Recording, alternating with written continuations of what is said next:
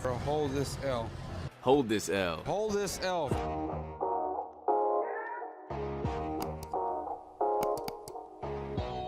What up, what up, what up? Welcome to another episode of Hold This L with your host, Lonnie and Cappel.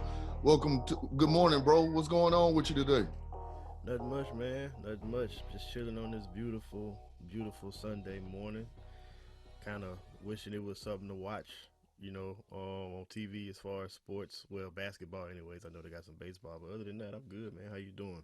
Man, doing great. Feeling real good. A little tired, but it's expected. Been kind of grinding a lot at work. I know you just kind of getting back in the groove at work yourself. I know you've been running like crazy, busy like crazy over the last week. How's it been going for you?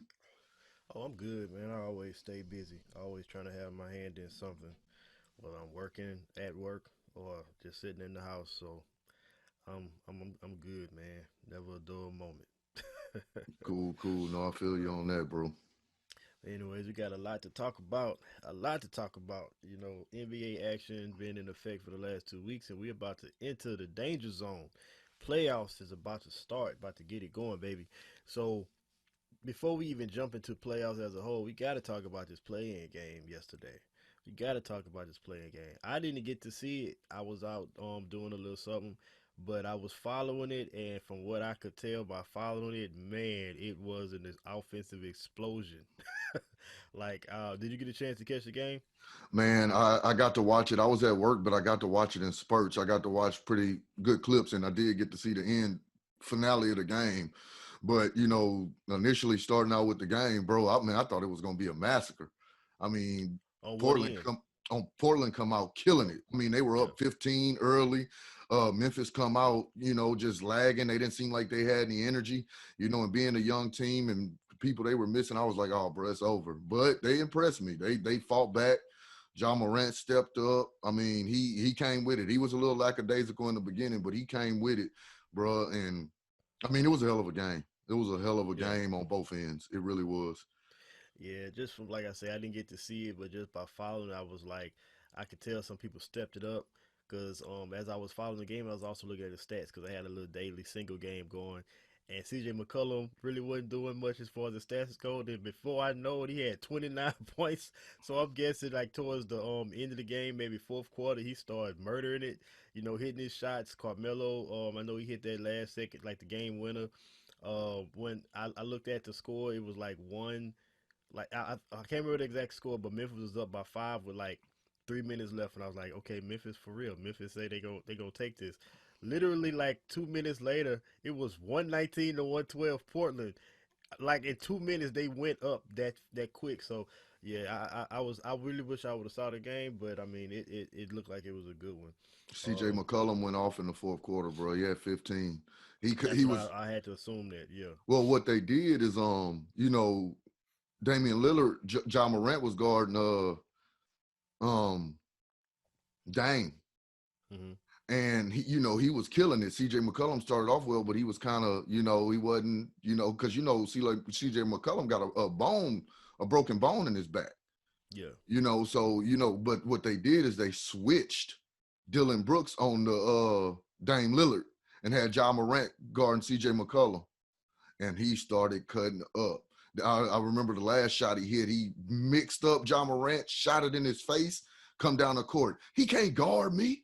He can't guard me. I mean, he was feeling it, bro. He was on him. And, I got to give a big shout out to Nurkic, Hmm. bro, 20 and 20. Losing his grandma, finding out before the game he lost his grandma. His grandma passed away, not even knowing if he was gonna play. But he came in and killed it, bro. Killed it. You could Yeah, I see saw toward the the end. numbers. I Yeah, saw the even toward the numbers. end, he you could see he had nothing left. And he was Hmm. still pushing through it, fighting through it. And I gave him credit because Zach Collins got hurt early. Bro, they were playing Hassan Whiteside at the 4, bro. They had Nurkic Yeah. and Whiteside on the court together. It worked for a little bit, but it didn't really work too well. They was tearing them up on pick and roll. John Moran was heating them up. Yeah. Well, I wish Nurkic would have had that same energy a couple of nights before when I played him on fantasy. That would have helped me out. But good for him, man. I know that's a hard one. You know, like we was talking about it. I think it was last show about Montrezl Harrell. Some people that gives them that extra motivation as they dealing with grief that way, and some people can't handle it. Clearly, he he pulled himself together and he had a hell of a stat line. So the playoffs are set, completely set, and I'm excited. I mean, I am super excited. Playoffs in the bubble. I think it's gonna be an incredible playoffs. What's your thoughts? Oh, bro, I can't wait. I'm clamoring to get to it. I think it's gonna be awesome. The matchups or the first round matchups are so evenly matched to me. I'm not gonna get into it too much because we're about to talk about them, but the matchups are so awesome. And I mean, they're good matchups. Teams match up well together, especially in the West. So, dude, I'm super excited to see it. It's gonna be some competitive playoffs. Yeah, I agree. So let's start in the East because the West is the best as far as the competition level. So let's start off in the East. Nets Raptors. Um, so just to give a little background on how we're gonna do this, we're gonna go, through each team. We're gonna give our analysis of the series as a whole, and we're gonna make our picks who we think will win the series. So Nets Raptors, this is a no brainer. I mean, the Nets they fought valiantly. I commend them for how well they've played in the bubble. Karis LeVert, I will say this: when Kevin Durant come back, Kyrie Irving come back, you got Karis LeVert, you got Spencer Dinwiddie come back. I mean, the role players, the experience that these guys are getting as role players, Joe Harris, Rodion Kurucs, you got this kid Chris Chioza, Garrett Temple's already defensive specialist. He already is a part of the rotation. When you get your stars back, you better watch out for the Brooklyn Nets in the East next year. Just better watch out. I mean, because Right. the way they playing hard, they damn near beat Portland with the squad that they had the other night. You know what I'm saying? But they're not gonna be able to stop the Raptors. I would be surprised if this goes five. I expect a sweep to be honest, but definitely not past five. The Toronto Raptors are just too strong. People are sleeping on the Raptors because they don't have that bona fide superstar. Well, they really do. His name is Pascal Siakam. He is I wouldn't call him a superstar yet, but he's a star. And if they make it to the finals again without Kawhi Leonard, you better put that super at the beginning of the star when you talk about him because he's definitely is going to be one of the main reasons that they make it that far. But this is not a series. This is going to be quick. Raptors going to win it in five, I say. I mean, four. Raptors going to win it in four. I agree with the same thing. I don't think it's going to go past four. I think it's going to be a sweep. And you know how you just mentioned Pascal Siakam. I think we're going to see something out of Kyle Lowry this year. I think Kyle Lowry got something to prove. Just the whole team as a whole has something to prove. Just because nobody gave them credit for nothing without Kawhi Leonard. It was all Kawhi Leonard. Kawhi Leonard's the reason they won the championship. Blah blah blah. But my thing is Kyle Lowry. Kyle Lowry is the engine that makes that team go. As great as Pascal Siakam is, Kyle Lowry's clutch. He runs that team and he runs it magnificently. It was a reason they gave up DeRozan over Kyle Lowry. Kyle Lowry is the real deal at point guard. He's the truth. If you don't watch him or you don't pay attention to Kyle Lowry, you need to keep up with that kid. That kid he's the real deal. Him and Siakam together, it's going to be tough to stop them from getting to the Eastern Conference Finals. They are two bona fide stars, not superstars. I won't give them that yet, but both of them are bona fide all stars. And there's nothing you can, in my opinion, you can say to take away from them two. They're the truth. All right, next we got the Sixers and the Celtics. I think this is going to be a tougher matchup than most people think. But you can go ahead and give your analysis on these two teams and tell us what you got. I actually think it's a pretty even matchup. I think Celtics are going to struggle with Joel Embiid if he comes out and he plays like the Joel Embiid we know he can be. I think they'll have a struggle because they just don't have anybody down low that can guard him.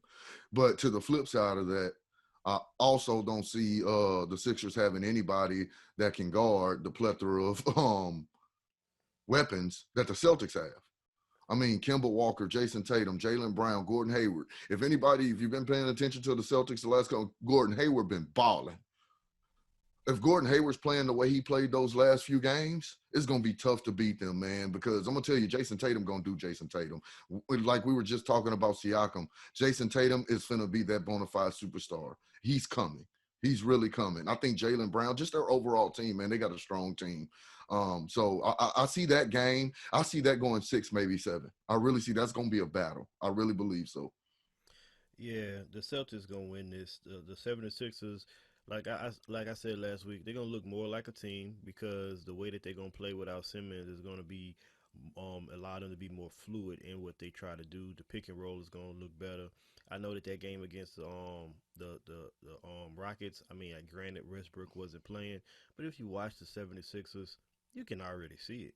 They play better as a unit because of the way they're allowed to play, and that's like easy basketball. Brett Brown has not figured out how to be effective with Embiid and Simmons in the lineup. And you can blame Simmons for not shooting, but that's a coach problem. You got to figure that out. But anyways, they're gonna look more fluid. They're gonna play the games close with the Celtics. I mean, I figure it's gonna go 6. I wouldn't be surprised if it go 5. But when I say it was gonna be close, I mean like every game is gonna be close. It's not gonna be like like the Nets and Raptors, where the Raptors should have control of every game and win in 4 or 5. I think the Celtics gonna win at 5. They're obviously a better team. Without Embiid, I mean without Simmons, there's no way the Sixers, in my opinion, are going to beat the Celtics. But they're good enough to play them tough in every game because they have good pieces on the team. um, six is probably the most is gonna go, but I'm gonna say Celtics in 5. They got too many weapons. Like you said, the Celtics have too many weapons. The 76ers they gonna play better as a unit, but they're not gonna be able to beat the Celtics in this series. Right. And just to put a little bit of that, the other thing that I want to shout out to is they have the better coach. Brad Stevens, hands down, he's gonna outcoach Brett Brown. So that's another X factor that's gonna come into play. All right, Magic and Bucks. I don't even know if we need to waste time on this. This is probably gonna be a sweep. I mean, the Bucks are too strong. The Magic actually they kind of down. They lost Isaac, which was an integral piece of their defense and offense. And then Aaron Gordon got hurt, and I don't even know if he's gonna play because I don't even think he's played yet since he's been hurt. But even if he does play, he's not 100%. Um, I mean, they just don't have enough. They never had enough, even with their team being 100% strong, and now they're struggling with injuries. This is not gonna go but 4. I mean, it's no reason in talking about this series. Greek Freak got something to prove. And he definitely is on his way to the finals. He's not playing around, so this is definitely gonna go 4. That's a wrap. Yeah, Bucks and 4. That's pretty much all I got to say about it. It ain't. It's no need to even go into detail with it. It's the Bucks and 4. They're going to annihilate them. And Heat and Pacers. This is probably going to be the most exciting um, series in the East. What's your thoughts on it? Um, Now this is to me gonna be the best matchup. This is the best matchup in the East. You got two very evenly matched teams that kind of play a very similar style of play. Um, both have I give the Heat to me maybe a little bit of the edge because to me they have that bona fide superstar and Jimmy Butler, and I know the Indiana Pacers have Oladipo, but I still don't think Oladipo is completely right yet.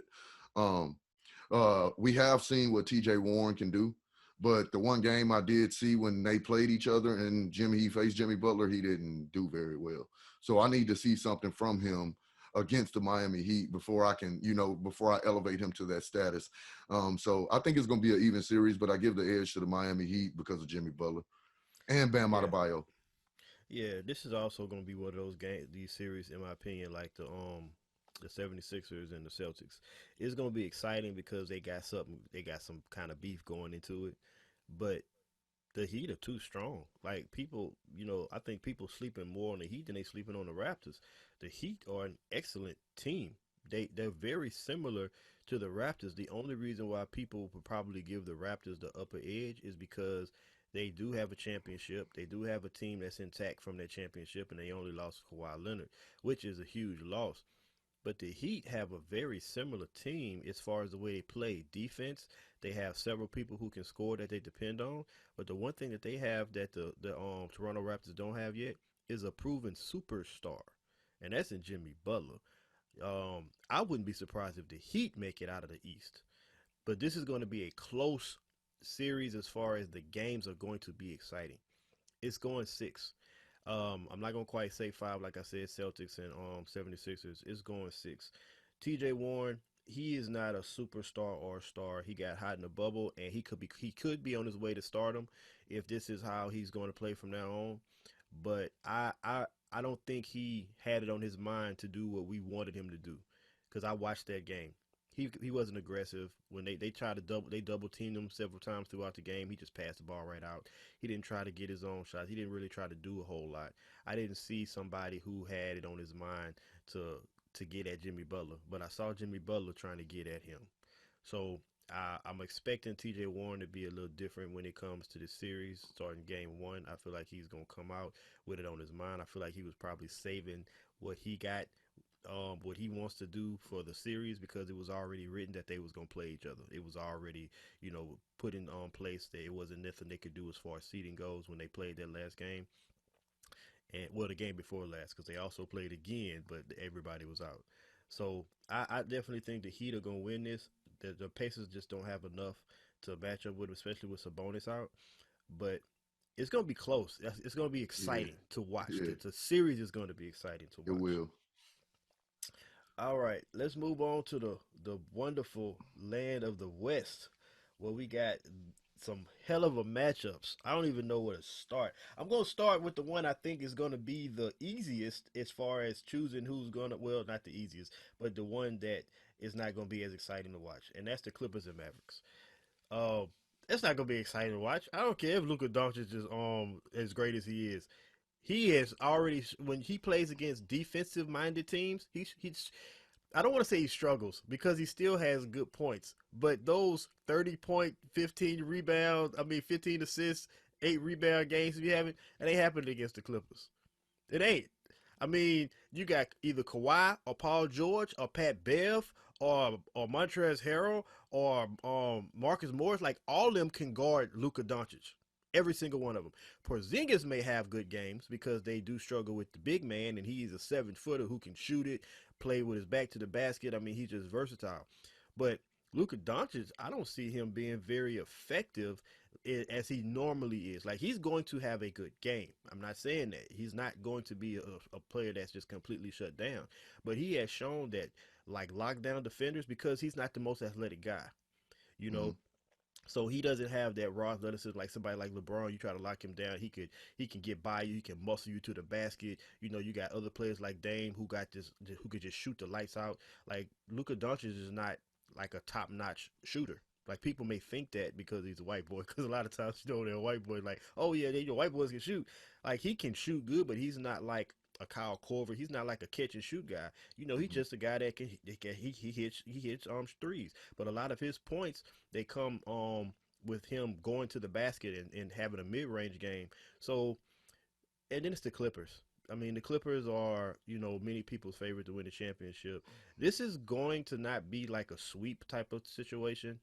I want to say five, but Dallas may push it to six. But if I had to put my money on it, I'm gonna say Clippers in five.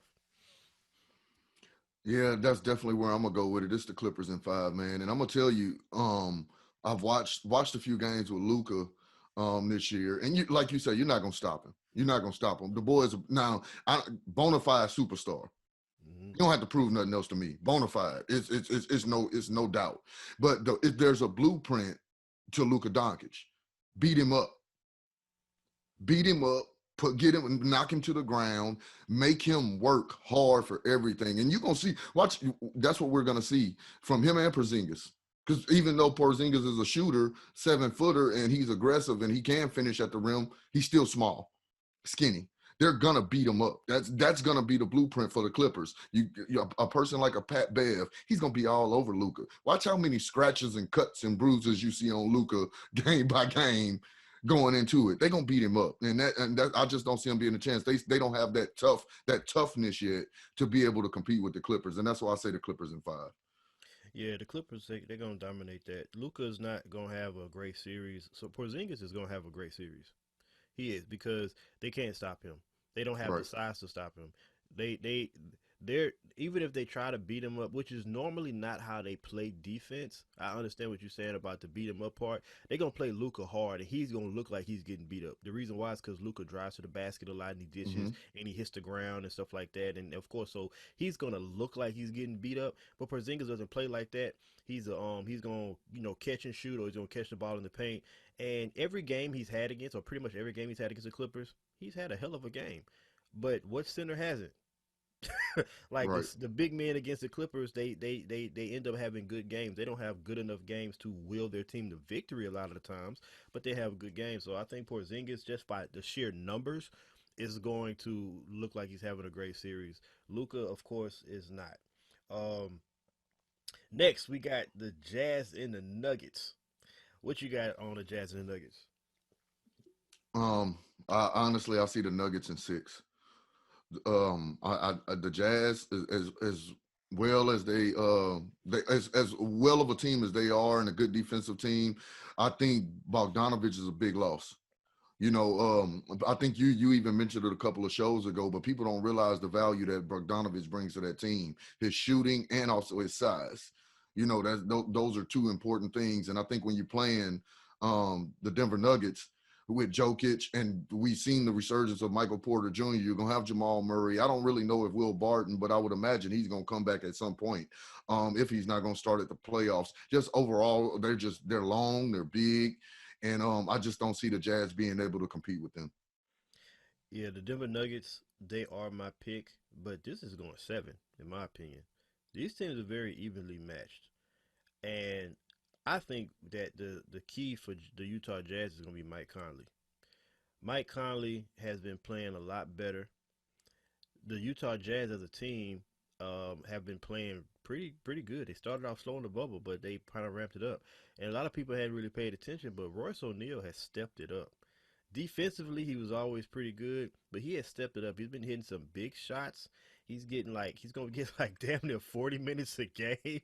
I mean, Royce O'Neal's been playing pretty well, you know, because of course he's had to because Bogdanovich is out. Joe Ingles has been shooting the ball better. He started off a little slow, but he's shooting the ball better, from three. And I remember when I watched that game with Denver and Utah, and that game went into, I think it was double or triple overtime. That's what I expect to see with this series. Like, these teams are more evenly matched than people think. Like, Gobert had his way, down low because Jokic is not a defensive center. So Gobert is, even though he's not the focal point of the offense, when he gets the ball down low, easy buckets. And he's, of course, he's a rebound machine. I mean, I think the Denver Nuggets are going to win this, but the Denver Nuggets are one of the premier teams in the West. But this particular matchup is probably a difficult one for them because they're very similar in the way they play. I just think that the Nuggets have a little bit too much firepower because you got Jokic, you got Michael Porter Jr., you got Will Barton. You got too many people who could actually go and get it. So at the very end of the day, the Nuggets are going to win. But from top to bottom for the most part, very evenly matched. I see the Nuggets in seven. Um, yes, the Thunder and the Rockets. I know I said that the Pacers and the Heat were probably the more exciting, but this is gonna be my favorite one. The Thunder and the Rockets gonna be my favorite series. But I'm gonna go ahead and let you break down what you think is gonna happen with the Thunder and the Rockets. Well, I'm gonna be honest with you. I'm not happy about the fact that Russell Westbrook's gonna miss the first two games.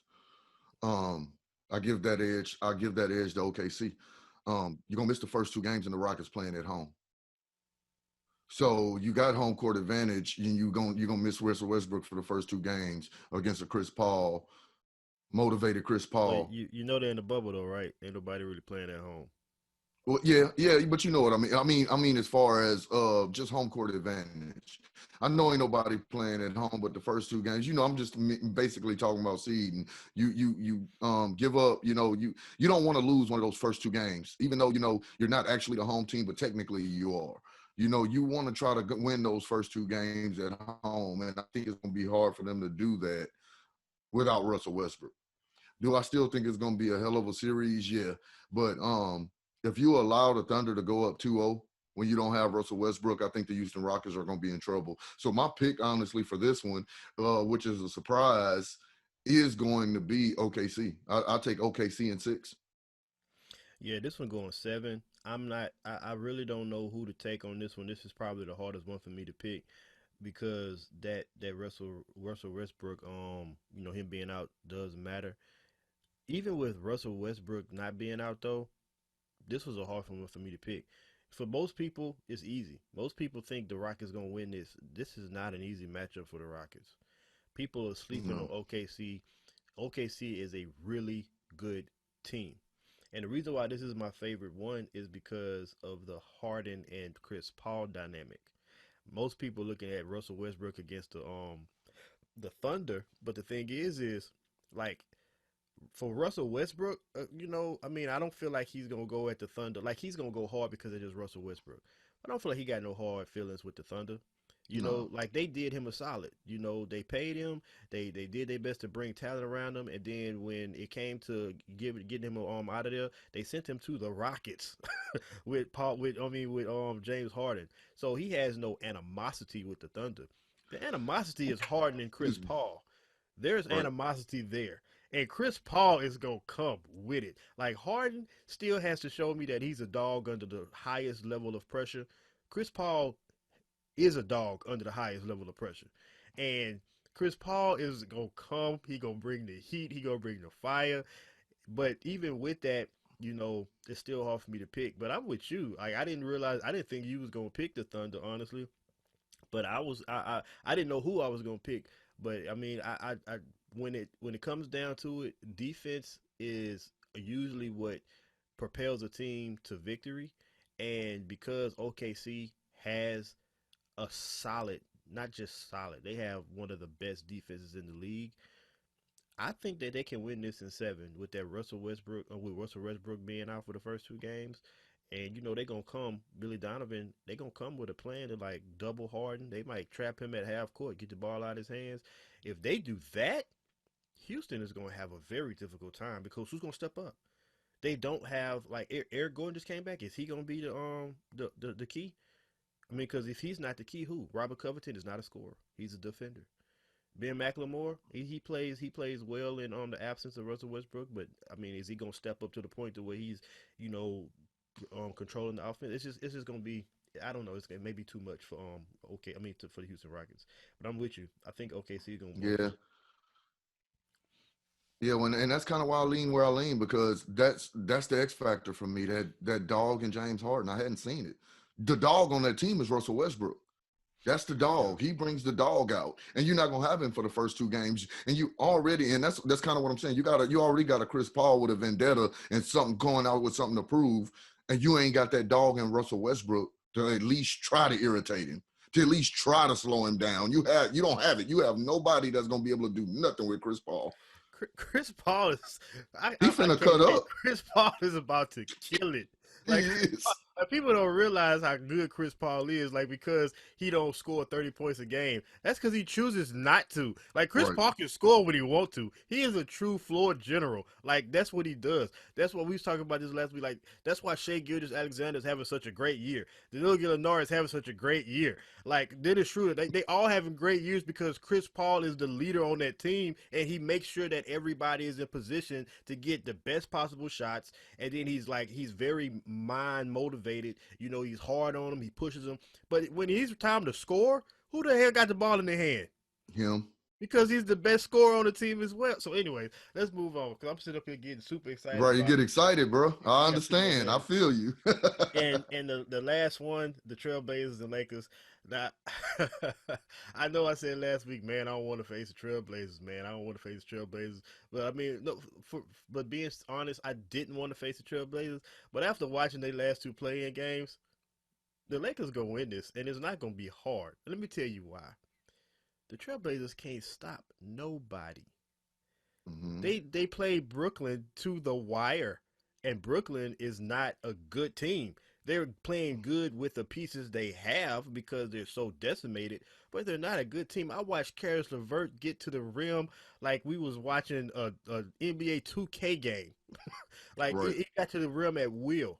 And Karis LeVert is good, but he's not great. He's just really good, you know. And the one thing in Memphis, like they were scoring at will as well. And we know Memphis don't play no defense. We know Brooklyn don't play no defense. Who who's the best defensive team in the league?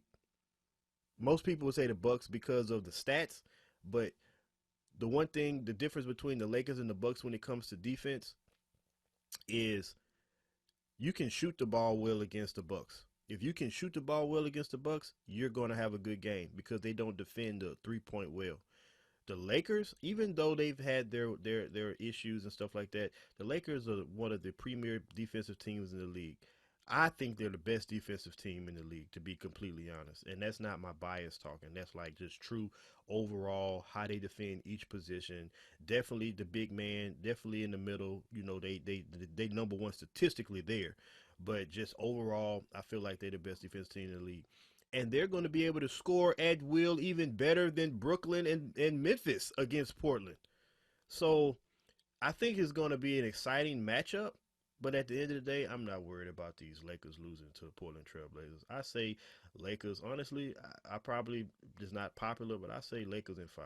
I know Dame gonna have it on his mind because of what's been going on, but until Dame show me that he can score against lengthy defenders when they really focus on shutting him down, then I'm feeling like he's not gonna be able to will his team to victory because if you pay attention to the teams that he sent home, they didn't have the defenders that really could like really shut him down.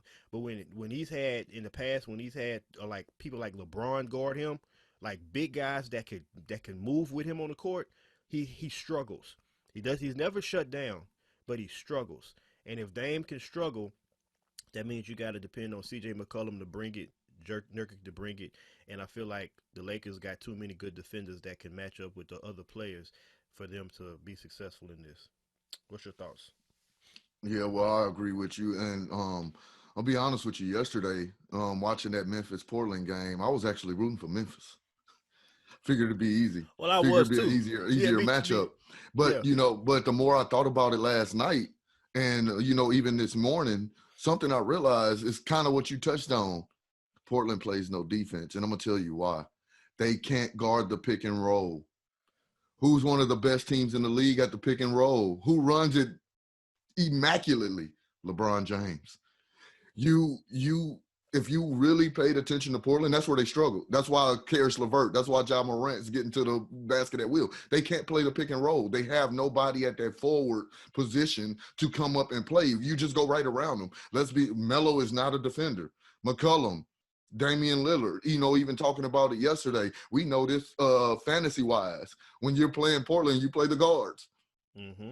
They don't defend. Nurkic gives them that, and Whiteside gives them that presence in the paint, but it's not enough. It's not enough. If you saw Nurkic yesterday, he was so freaking tired from doing so much. They just don't have enough. And I'm gonna be honest with you, man. I say the Lakers in 5, and the only reason I say that because I think Dame is gonna have one of them Dame games, but I just don't see them being able to push the Lakers, especially with C.J. McCollum nurturing an injured back.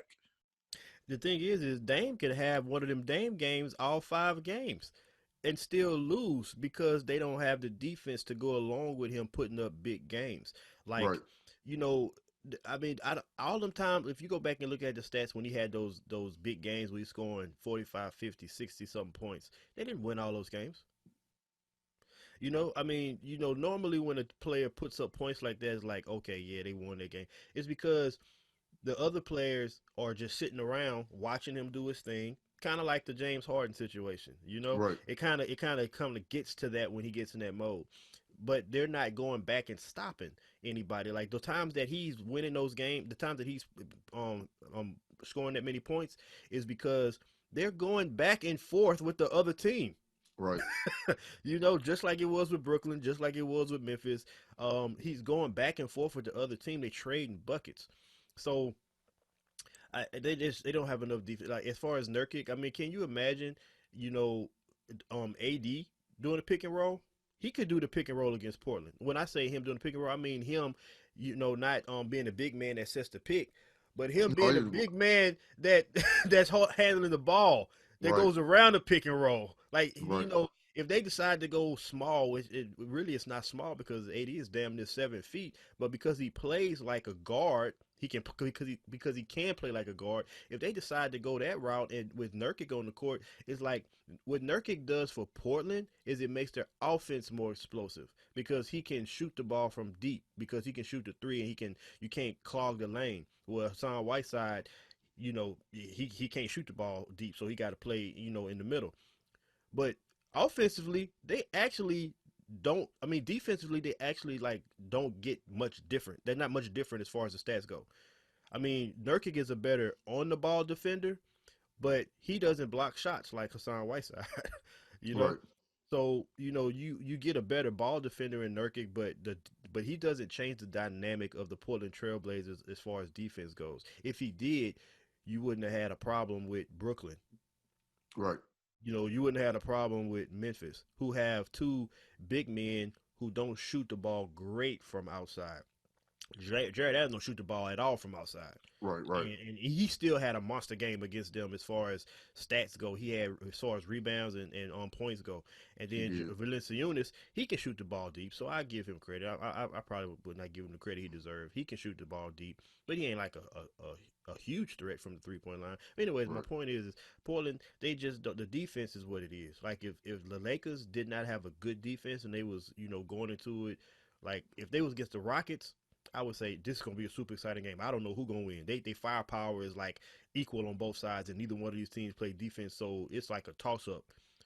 But the Lakers play defense, and when it comes down to it, that's what's gonna allow them to win this in 5. So, um, but like I said, man, it's definitely gonna be exciting. It's So, gonna be exciting because, man, Dame gonna cut up. He gonna cut up, and like I say, yeah, he gonna have them Dame games. Well, and the only reason I give them the chance of winning one is if they're close. If it's one of those close games at the end, and you give him the opportunity mm-hmm, to take one from you, steal one from you, he can do that. He's yeah. capable of doing that. And if one of those games are close, Dame will pull it. That's the only reason I'm even giving him a Yeah, chance to and I win one. wouldn't even be surprised if it goes 6. It's not going 7. I've heard some of the sports, excuse me, sports shows, and I've heard them say, "Oh, it's going 7." I think I heard, I didn't hear them say it, but I heard somewhere, what they said, Barkley and Shaq said that the Trailblazers are going to beat the Lakers. They're going to defeat them. They're going to upset them. Uh, I Uh, mean, mm, uh, I think Barkley like and Shaq might have been drinking a little bit of the sake behind you when the know, camera was off. Now I don't know maybe about that one. maybe it's for shock value, maybe for discussion, to like, just give people to talk about. Who knows? But and I think maybe they're basing it off of the play in the bubble, and I'm basing it off of what I know the Lakers are capable of, and I guess if you were to see the teams play for the first time in the bubble, I can understand why you would say the Trailblazers are going to beat the Lakers. Lakers have not looked good in the bubble. They haven't. But I don't anticipate that's how it's going to play because LeBron, like if you watch the Lakers in the bubble, LeBron starts every game off moving the ball around, passing it to people, trying to get people involved. I believe, and I'm like 100% sure. I say 99. His goal is to try to create cohesiveness within the team because he knows when he gets to teams like the Clippers, they're going to need that. When if they make it to the finals and they get to a team like Toronto or Milwaukee, they're going to need that. But he could start the game from the beginning and dominate to the very end if he wanted to. And I'm not talking about with jump shots. I'm talking about by going to the basket. I'm talking about by being very aggressive. We haven't seen a super aggressive game by LeBron yet. you Yeah, he know, been so, he been chilling. he's been chilling. He's been, and he hasn't been happy with the way they've been playing is because, he's trying to create that cohesiveness. He's trying to create that team chemistry that he know he's going to need.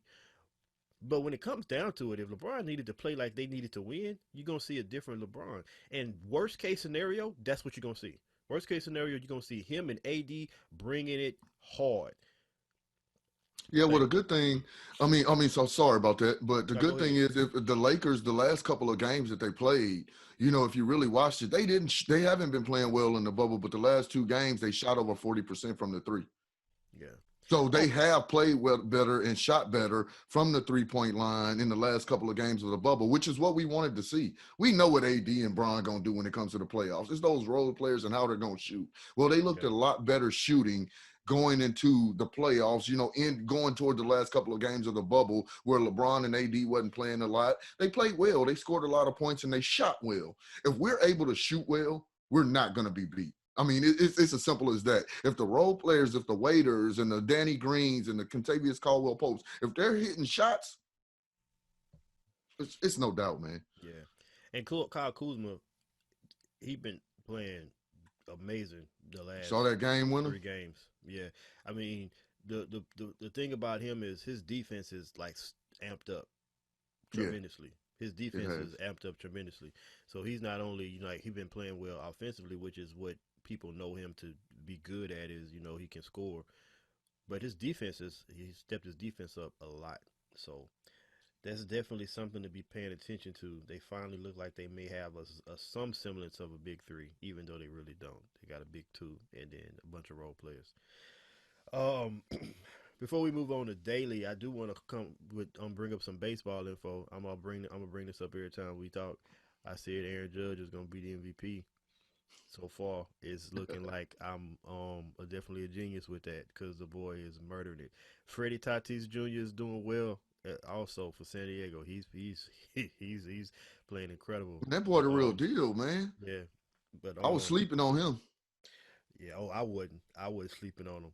If we would have had that fantasy league like we had last year, the one we've been in the last 5 years or whatever, Right, right. he was definitely going to be one of my top picks on my radar. But Aaron Judge, the boy has murdered it. He out right now. He on a 10-day disabled list. But when he come back, I'm guaranteed he's going to pick it back up. Um, so we got this segment that we want to introduce, which is actually a part of the show from the beginning. We wanted to be a part of the show, but we didn't have sports, so we kind of wanted to wait until we got some sports to bring the segment. But it's a hold this L segment where every show we are going to pick somebody to hold the L for being stupid, for doing something that didn't make sense, for just making a decision that didn't work out right. Whatever it is, somebody gonna always two people or two groups of people are always gonna hold this L. So Lanny, who you got holding this L this week?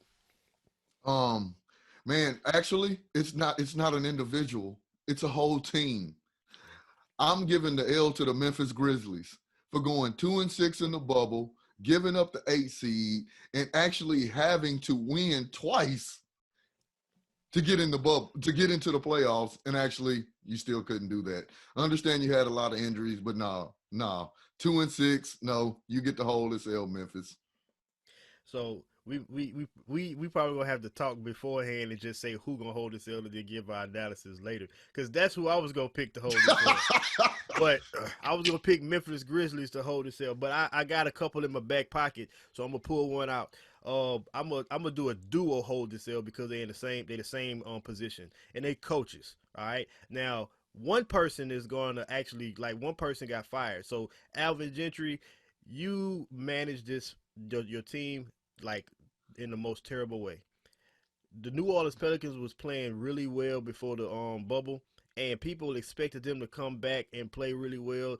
The world wanted to see the Pelicans make the playoffs, and you managed Williamson's minutes so terrible that you end up getting fired. Zion Williamson was not hurt. Zion Williamson went out the bubble for a personal issue. Zion Williamson has been healthy since he came back from injury. Zion Williamson added muscle and lost body fat in preparation to enter the bubble. And because he left the bubble and didn't get the same conditioning, you think it took 8 games? 8 games for him to get back? He never played a full slate of minutes. He was playing a full slate of minutes before we got out of the bubble. And he never got back to playing a full slate of minutes. I don't even think the Pelicans won a game, maybe one game in the bubble. Alvin Gentry, I never thought that you was the coach for the Pelicans anyway, so I'm kind of glad that you got fired. But you definitely need to hold this L. Definitely need to hold this L. And Brett Brown, you not fired yet, but you will be after this season. I mean, if you're not, then the 76ers organization don't want to win. But you need to hold this L as well because you had a motivated Ben Simmons. You got a Ben Simmons who has to go see a psychologist to work on the thought process of wanting to shoot the ball more. You have you touted how he was going to be playing the four and Shake Milton was going to be the starting point guard. And then as soon as we started playing in the bubble, Ben Simmons is bringing the ball up the court every damn time. How's he playing the four when he's bringing the ball up the court? You, as a coach, single-handedly are making the great picks that the 76ers organization made to become a good team. You're making that team look like they have no cohesiveness, no team leadership, no clue as to what players' roles are, and your team is not going to go past the first round after being seconds away from the Eastern Conference Finals last year. Plus, you let Jimmy Butler walk and JJ Redick. Hold this L. Put it in your pocket. Don't take it out. Let it marinate.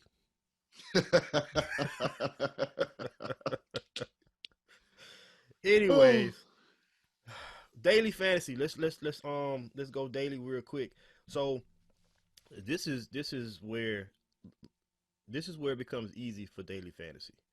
In these last couple of weeks, for some people, it's probably been difficult because you've been trying to juggle when to play people, who's going to get minutes, who's not going to get minutes, people coming, sitting out at the last minute, not knowing how to set your lineups because you're worried about, like, these last 3 days, not the last 3 days, but like the last 3 days of the season, what, Wednesday, Thursday, and Friday, maybe the last week, I've had some, oh man, I've been pissed.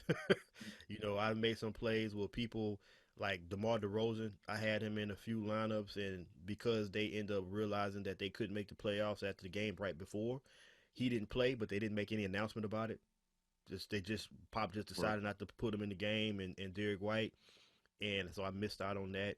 Then I had, some players, like some of the 76ers players getting less minutes, thinking that they were going to play full slates. Then you had somebody like Harden play the whole damn game, a meaningless game against the 76ers, and I mean, it's just so much. Then when you're choosing the role players that's starting or the bench players, you're like, who going to get the minutes? How well is this person going to play? So it's getting a complete guessing game. And some people I guessed right, some people I guessed terrible, but you don't have to worry about none of that now. Right. You know what the rotations are going to look like. LeBron going to be playing upwards of 40-something minutes a game. Unless it's a blowout. You know that the stars are getting 35 to 40 minutes a game. The role players, if you want to pick people off the bench like Lou Williams, they're going to play close to 30 minutes a game. So you already know that. Now it comes down to just doing your research and putting your teams together. So I'm honestly, we could go through some picks. You want to go through some picks, or you want to just leave it at that? I mean, we go through some picks. Man, I think we could just throw out a couple of picks. I think at this point, I mean, it's role players and stuff aren't as important.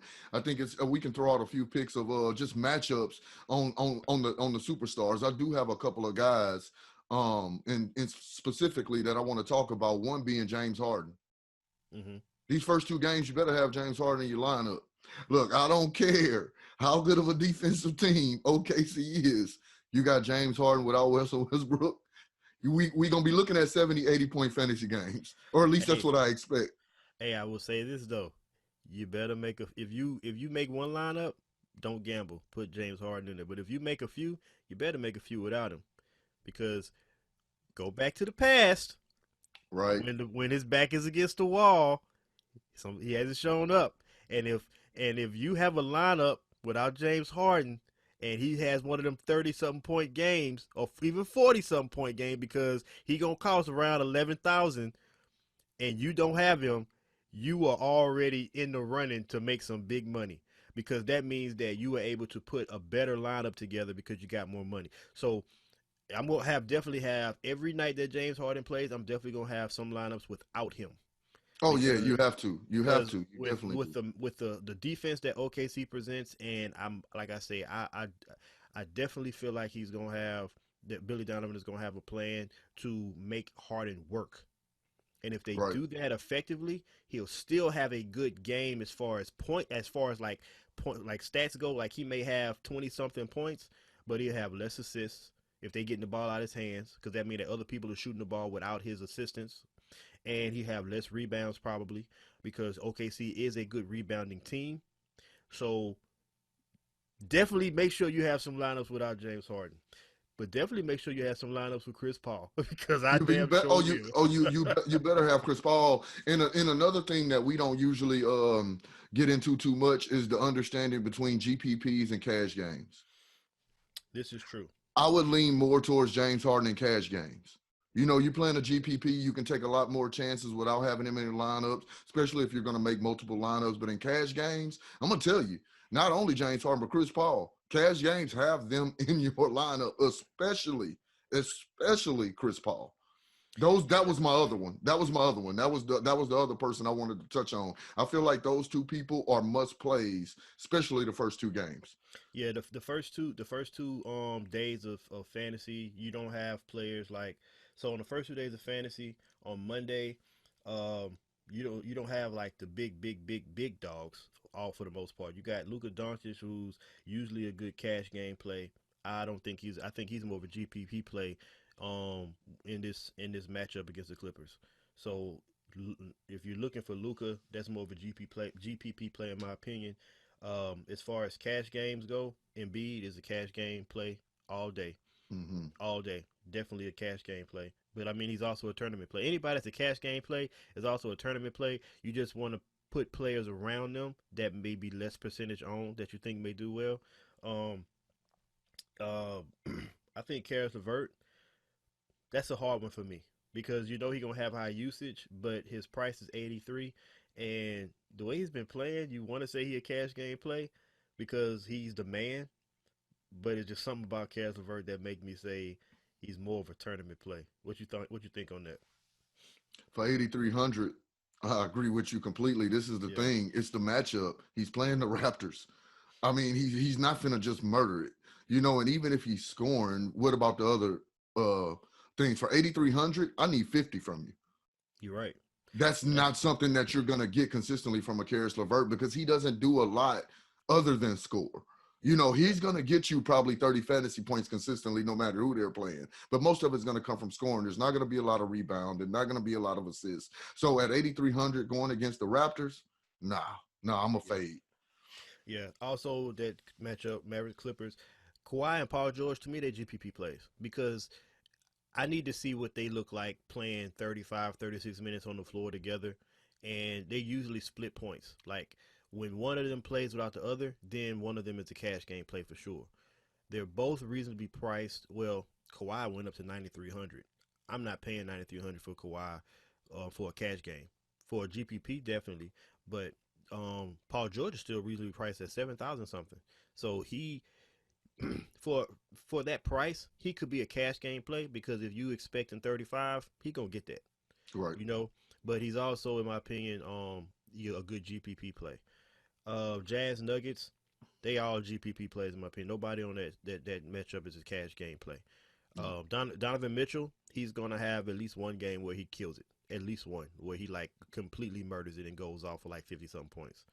But that's a GPP play because he's not gonna be that person that's gonna do that every night.